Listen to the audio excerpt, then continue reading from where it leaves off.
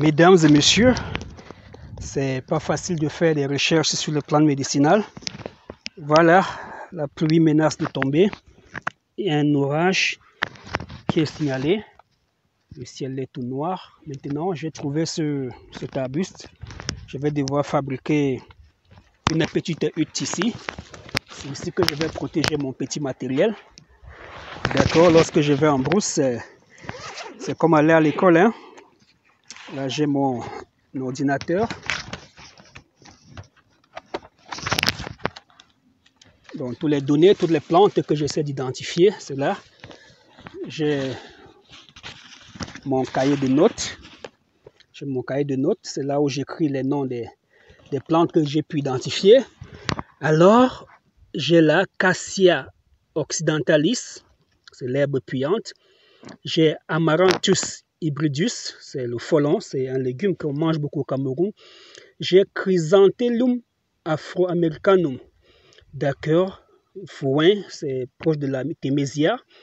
D'accord, on a le Terminalia laxiflora, qui est proche de l'écorce du tortue. Voilà, ce sont des plantes que j'ai identifiées tout au long de cette journée. Et les deux types de Pileostigma tonini et Pileostigma pileostigma. Voilà, la pluie menace. Il faut que je protège ce matériel qui coûte une fortune pour moi, pas pour le prix, mais pour le travail que je fais avec. C'est important. Beaucoup pensent qu'il suffit de venir sur les réseaux sociaux et de bavarder, de dire on soigne telle ou telle maladie et pour attendre un éventuel client. Non, non, nous faisons un travail de recherche et ça dure depuis des années. Nous avons de la passion pour ce que nous faisons. Voilà, je venais m'abriter ici et boum, je suis tombé sur cette plante. Là, elle est là. D'accord. Vous pouvez la voir. Je vais approcher la caméra pour qu'on puisse l'observer ensemble. Bon, on va faire vite parce que la pluie descend déjà. D'accord, on va s'abriter pour protéger notre petit équipement de tournage. Voilà. Voici Vernonia guinensis. Vernonia guinensis, la plante miraculeuse, mais à condition de savoir l'utiliser. L'essentiel, ce n'est pas de connaître les plantes ou les noms des plantes, ou bien de les trouver sur le marché. Connaître les utiliser. Est-ce qu'il faut les bouillir? Est-ce qu'il faut les macérer dans un solvant? Est-ce qu'il faut les macérer avec un solvant comme l'alcool, comme de l'eau distillée? Et combien de jours doit durer la macération? Et une fois la macération et la décoction obtenue, quelle quantité, quelle dose prendre, la dose utile qui soigne? Voilà, voilà pourquoi, mesdames et messieurs, ne confiez pas votre santé à n'importe qui. Évitez ceux qui vendent en ligne les plantes médicinales. Ces personnes, le plus souvent, ne maîtrisent pas les principes actifs, les interactions médicamenteuses. Voici Vernonia guinensis, une plante longtemps utilisée chez les peuples Bamoun.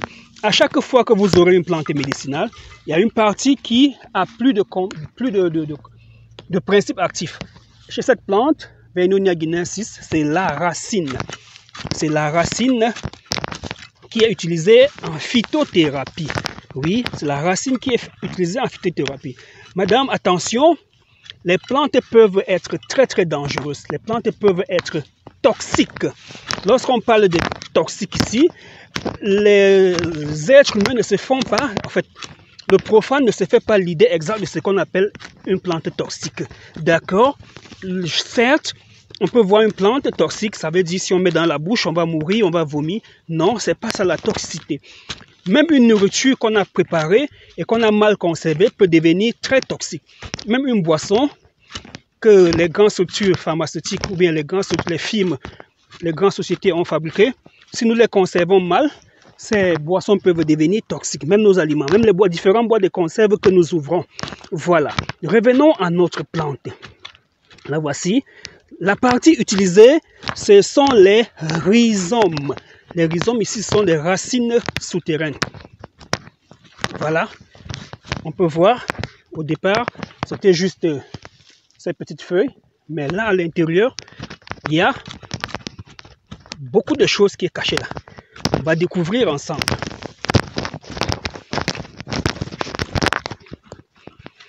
Oui, il faut avoir la passion pour les plantes médicinales. Et beaucoup de personnes vivantes au Cameroun l'appellent le ginseng. Je ne sais pas trop pourquoi on l'appelle le ginseng, mais ça n'a rien à voir avec le ginseng chinois ou bien l'hétérocoque qu'on trouve en Sibérie. Non. Ici, nous avons affaire à une plante de la famille des Vernonia. D'accord? On a Vernonia amygdalina, qui est le ndolé, très consommé au Cameroun comme légume et dans certaines parties de l'Afrique comme plante médicinale.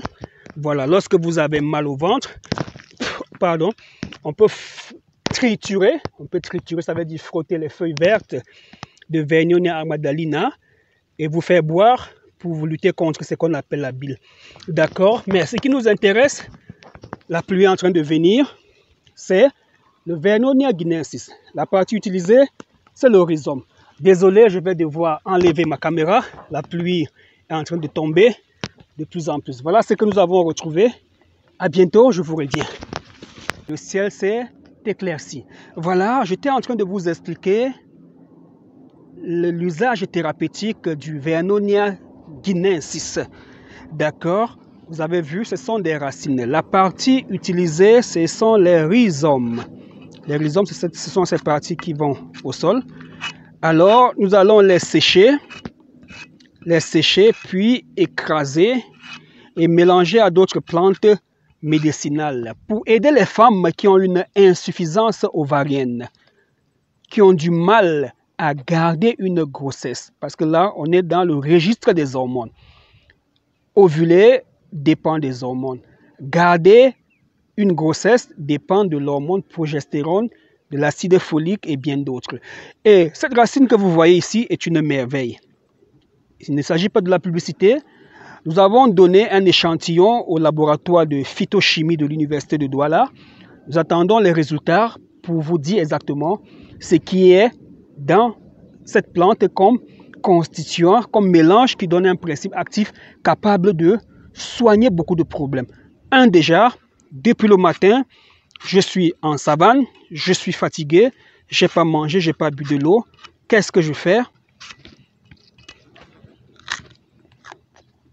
Je consomme tout simplement cette racine qui va me donner de l'énergie, des glucides, de la vitamine C, des sels minéraux. Ces femmes qui ont des problèmes de fausse couche tout le temps, des problèmes d'insuffisance ovarienne, vont donc utiliser cette plante en association avec d'autres. Pareil pour des hommes qui ont des problèmes d'asthénie sexuelle. Ils veulent bien faire les rapports avec leurs femmes, mais ils sont fatigués. Il n'y a pas d'érection. Alors, on va macérer ces racines dans de l'eau, filtrer et y ajouter du miel. Ça va faire une boisson tonifiante pour les hommes. Mesdames et messieurs, excusez-moi, je suis en train de déguster. Voilà. En consommant cette plante comme ça, on combat déjà la carie dentaire. Le fait de mâcher, ça permet de nettoyer les dents. Et lorsqu'on avale le jus de cette plante, c'est un tonifiant. Alors, les racines vont servir à nettoyer les dents. Vous avez été peut-être attentif. Il y a des vaches qui passent par ici. Lorsque les vaches arrivent où il y a cette plante, les vaches vont creuser avec leurs sabots et déguster cette racine. Surtout les vaches qui s'apprêtent à entrer en gestation, donc qui veulent tomber enceintes, qui veulent entrer en gestation, consomment beaucoup de ces racines. Si un écosystème constitué des plantes, c'est le règne végétal, c'est la nature, c'est la beauté. Nous avons ici des plantes de la même espèce. D'accord? Une première,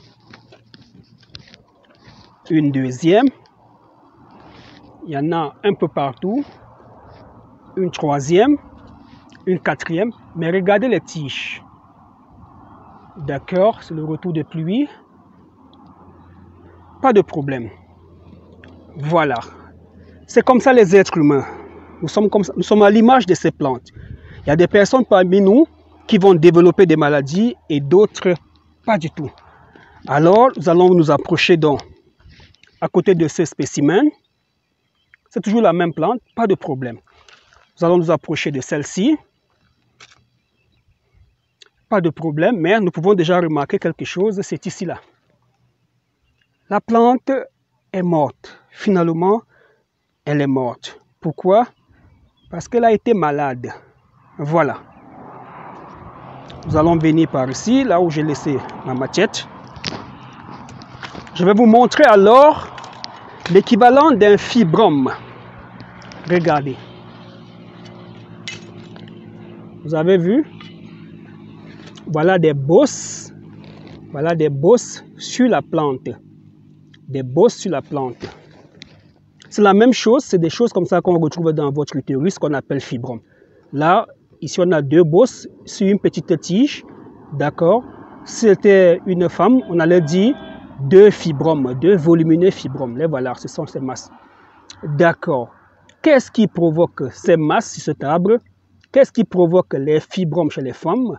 Retenez déjà que les fibromes sont des tumeurs, mais pas des tumeurs malignes comme le cancer, mais des tumeurs bénignes qui vont occasionner des dysfonctionnements de l'utérus. Et plus tard, on peut arriver à une nécrobiose, c'est-à-dire des fibromes qui sont morts, mais qui ne peuvent pas sortir. À l'image de cette masse, oui, elle a eu raison de cette plante, cette branche est morte, mais elle est là. Donc, il y a des fibromes qui peuvent mourir dans votre ventre, qui peuvent se détacher, qui ne sont plus vascularisés dans votre ventre, mais qui ne sortent pas. Alors, vous allez saigner. Ça va sortir noir, des douleurs au bas-ventre. D'accord? Voilà. Ce qui est important, c'est de savoir, on va casser la branche pour mieux l'expliquer. D'accord. Vous allez remarquer que les tissus qui sont à l'intérieur de cette masse sont de la même nature que les cellules végétales. Donc, la chair de l'arbre, je vais parler plus simple pour que vous puissiez comprendre. La chair de l'arbre et la chair de cette masse, c'est la même chose. D'accord? Donc, la chair qui forme le fibrome et la chair qui tapit l'intérieur de votre utérus, qu'on appelle le myomètre, sont de la même nature. D'accord? Donc, une prolifération anarchique des muscles de l'utérus vont créer des fibromes ou des myomes. Si nous essayons de casser, voilà. Vous verrez que à l'intérieur, il y a une matière qui est différente de la cellule végétale. Mais les bords en vert là, c'est la même chose avec le bois de la plante. Donc, c'est la même chose avec ça. D'accord? C'est ce que nous remarquons chez les femmes. Donc, les fibromes sont presque de la même nature avec les tissus de votre utérus. Et cependant, certains phénomènes mystiques et spirituels, comme les repas de nuit, les couches de nuit, sont à l'origine des fibromes et des myomes. Voici Nuclea latifolia, une plante très puissante pour calmer les douleurs lors des règles et des cas de fibromes. À bientôt, mesdames.